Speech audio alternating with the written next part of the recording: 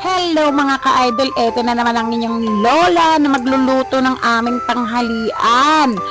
Spicy beef mushroom po ang aking recipe today. Ayan na po, nagsutay-sutay namin ng bawang. O, diba? Ayan na. Alam niyo ba, mami, kung gaano kabilis magpalambot ng baka? Ako po ay laging naglalagay ng palito ng posporo. Tinatanggal ko lang po ang ulo ng posporo.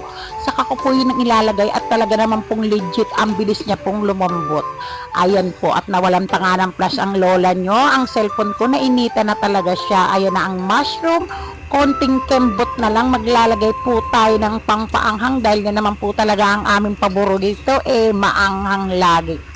O, diba? Konting kulo-kulo na lang. Okay na to. Naglagay pa ako uli ng konting pangpaanghang.